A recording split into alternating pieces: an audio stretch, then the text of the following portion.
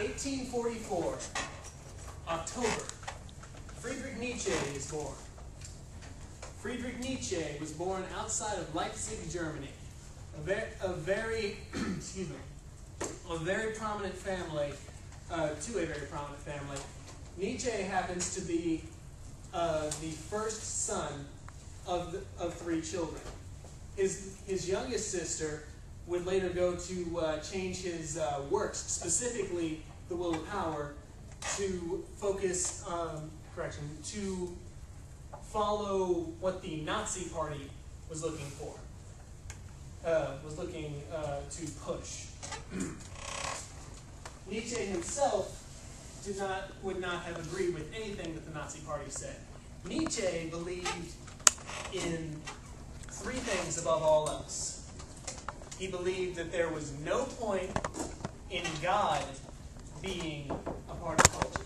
He believed that will was an important factor for everyone.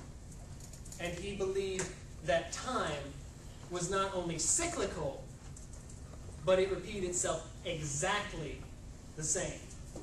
Not that everything was a slight alteration as it had been in the past, but that it had been exactly the same.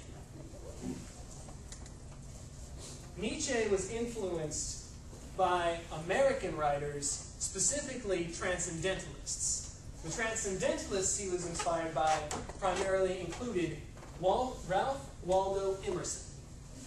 For those of you that don't know anything about Ralph Waldo Emerson or the Transcendentalist movement, it was a movement that focused on self. How can society was not the focus anymore. It was all about how can I improve myself, who I am, so on and so forth. Emerson mainly talked about the church and his connection to God when he talked about himself. Meanwhile, other people, like Henry David Thoreau, talked more about government and how government was screwing everyone else over, and how society as a whole was screwing everyone up, screwing everyone over, screwing everyone over, that kind of thing. And even women like Elizabeth Peabody would continue to push this transcendentalist trend. Nietzsche, who during the transcendentalist movement was a professor at the University of Leipzig, picked up and ran with a lot of the transcendentalist ideas. He did modify them. He created ideas which would shape society violently. Most notably were the ideas he presented in what many people consider his masterpiece, Thus Spoke Zarathustra. Thus Spoke Zarathustra was written from 1885 up until 1886, published in 4 parts. Now, the famous quote from Thus Spoke Zarathustra is, "God is dead." Josh, what do you think he meant when he said God is dead? He's not alive. Try again. Austin, what do you think he meant when he said God is dead? He's dead. I don't know. All right, I'll just help you out there. God never existed in the sense of a human form. To Nietzsche, man was not created by God. God was a creation of man. And we created God in order to explain the things that we could not understand. But in Nietzsche's time, he believed that we had advanced to a point where God no longer served a purpose. We could explain things. There was no point in having this false idol, as Nietzsche called it. He would continue this trend of God is dead through various points in his books. The famous quote, "God is dead," I will now read you from Thus Spoke Zarathustra.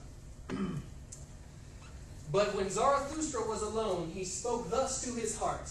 Could it then be possible this old saint in his forest has not yet heard of it? God is dead, and we have killed him." One of the people who really influenced Nietzsche was not a historian or a philosopher. It was a scientist by the name of Charles Darwin. Sound familiar? It should. He spoke immediately after that passage about his Übermensch. Übermensch, which in German means higher man, overman, or superman. And he said thus, "What is the ape to man? A laughingstock, or painful embarrassment. And just the same shall man be to the Übermensch, a laughingstock or a painful embarrassment." He goes on to say, "Once you were apes, and even yet a man is more of an ape than any ape." And the reason and what he meant in that sentence was not that we are more like monkeys, but that we, who have the ability to think higher, choose not to. He believed that will was a very important part. Thus Spoke Zarathustra is written in a series of sermons, songs, poems, and stories. And in a sermon he teaches, called On the Teachers of Virtue, he says that in overcoming yourself, 10 times a day you must overcome yourself. That makes you good and tired, and is opium for the soul. 10 times you must reconcile again with yourself, for overcoming is bitterness. Neitzsche did not believe in progress as a whole, but in progress of the few. The idea of the Übermensch is the idea that there are people out there who are superior to others. However, it should not be convinced with any type of prejudice or social Darwinism. He believed that the idea of God principally affected the human will.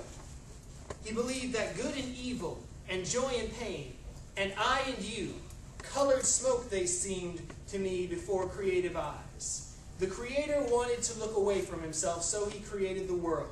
It was a drunken joy for the sufferer to look away from his suffering, to lose himself. Drunken joy and loss of self did the world once seem to me. What he means in that sentence, my friends, is he means that if there was a creator, which there was not, by the way, he's pointing that out as well, he's just creating us as a distraction. But in truth, we have willed to distract ourselves. We have willed to create this creator in order to distract ourselves from things which we at the time could not prove. However, Neitzsche did preach a lot of things that Christianity did. Specifically when he talks about society. I and me are always too earnestly in conversation. How could it be endured if not with a friend? For the hermit, the friend is always the third person in the cork that prevents the conversation of the other two from sinking into the depths. It's important to mention that when he talks about himself and talking with himself, he's referring to himself as a conscious figure and a subconscious figure. Neitzsche was called by Freud the most, and this is a paraphrase, the individual who had the deepest understanding of himself. And his works were actually studied by Freud. He believed that people in society had a tendency to drag down the whole, a few people. He called these people rabble.